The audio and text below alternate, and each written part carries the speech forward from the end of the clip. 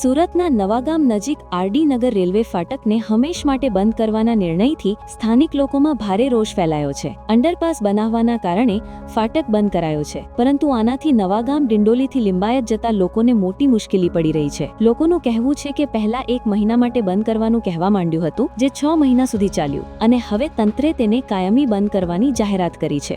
બરાબર, આટલા વર્ષથી આ નેશનલ હાઈવે રસ્તા નથી છે, આ ફાટક કાયમ ચાલુ હતો, એ ચાલુ રાખવું જોઈએ। મારી માતા બહેનો કામ પર જાય છે, 7,000 રૂપિયા મહિનાથી કમાય છે। વાનગાંવ કોઈ યેસુ ગામ જાય છે, આ બેનનું 3,000 રૂપિયા રિક્ષા ભાડું થાય, 5,000 મહિનું પોતાનું ઘર ચાલે અને છોકરાઓની જવાની તકલીફ એટલી બધું છે। સ્કૂલમાં 200 છોકરા આ બાજુ આવે, 200 આ બાજુ જાય છે લિંબાયત વિસ્તારમાં। તો આ લોકોનું ડિસિઝન શું કરવાનું? એ લોકો કોઈ ફાટકનું આપણું સંગીતાબેન પાટીલ એને આપેજ પર અમે ગયા હતા, એ બે મેડમ કહે છે અમે બિહારમાં ગયા છે અને ઓનલાઈન બી એને મેસેજ નાખ્યા છે, અમે લોકો એક જવાબ નહીં આપતા, કોઈ ફોન બી નહીં ઉઠાવતા। નરેન્દ્ર ડોક્ટર પાટીલ એની બી રજૂઆત કરી છે, એ બી બિહારમાં છે, ચુનાવ યા લડે છે અને યુવાનમાં જાય છે। આ લોકો હવામાં ઉડે છે અને જનતાને પેદલ ચલાવવામાં રસ્તો નથી આપવાનો આ લોકોને। આ લોકોનો અધિકાર મતદાનનું કેમ છે? મારું એ કહેવાનું માંગ છે કે આ ફાટક કાયમ ખુલ્લું જોઈએ, બસ બીજું કંઈ નહીં। સ્થાનિક ધારાસભ્ય સંગીતા પાટીલ પ્રત્યે લોકોનો આક્રોશ ધીરે ધીરે વધતો જોવા મળી રહ્યો છે, કારણ કે તેઓ વિસ્તારની સમસ્યા સાંભળવાને બદલે બિહારની ચૂંટણીમાં વ્યસ્ત રહે છે। લોકોએ રજૂઆત કરવા જતાં તેમને મળવાનો સમય ન મળતા રોડ પર ઉતરી વિરોધ કર્યો। આ સિવાય લોકોની માંગ છે કે તાત્કાલિક ફાટક ખોલવામાં આવે અથવા વૈકલ્પિક વ્યવસ્થા કરવામાં આવે। અમારું નાનપણથી આ ફાટકથી આ સાઈડથી જવાનું, તા સાઈડથી જવાનું, કારણ કે લીંબાયત બાજુ જવાનું આ એક ફાટક હતો, નવાગામ બાજુ આવવાનું આ એક જ ફાટક હતો।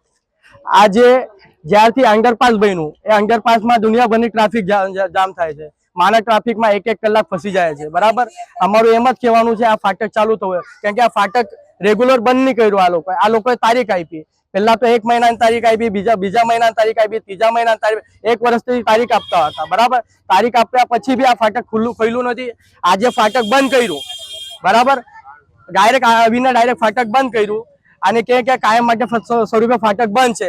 મગર અમે લોકો અહીંયાના જે સ્થાનિક લોકો છે, અમે ધારાસભ્ય પાસે બી ગયેલા છે, ધારાસભ્ય પાસે ગયેલા, અહીંયાના નગર પરિષદ પાસે બી ગયેલા, બધા પાસે જઈને આવ્યા છે, મગર એ લોકોને અહીંયા ઇન્ટરેસ્ટ નથી, એમને બિહારમાં ઇન્ટરેસ્ટ છે, કેમ કે ત્યાં ઇલેક્શન છે, કેમ કે તાના પ્રતિનિધિ છે, અહીંયાના થોડી છે, કેમ કે અહીંયાના 30,000 વોટ જીતીને આવ્યા છે, 30-35,000 વોટ અહીંયાના મહિલા છે નવાગામથી, ત્યારે એ લોકો જીતીને આવ્યા છે।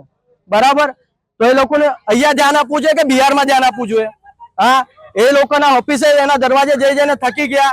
એ લોકો અહીંયાના ડેપ્યુટી મેયર બી તા છે, હા, એમના ડેપ્યુટી મેયર બી તા છે। બરાબર, અહીંયાના જે સ્થાનિક કોર્પોરેટર છે એ બી તા છે, એ અહીંયાના પ્રતિનિધિ છે કે બિહારના પ્રતિનિધિ છે? મારું એમ જ કહેવાનું છે આ ફાટક તાત્કાલિક દોરું ખોલવું જોઈએ, બીજું કઈ નથી। અમારી એક જ માનવી છે, નાના છોકરાઓ છે, સ્કૂલમાં જાય છે, સ્કૂલમાં ભણવા જાય છે, બરાબર, તાતી લોકો આવે છે, હવે છોકરી લોકો છે, એ છોકરી લોકો અંડરપાસ થી જશે, અંડરપાસમાં કઈ છોકરીને કઈ થાય એની જવાબદારી કોણ રહેશે?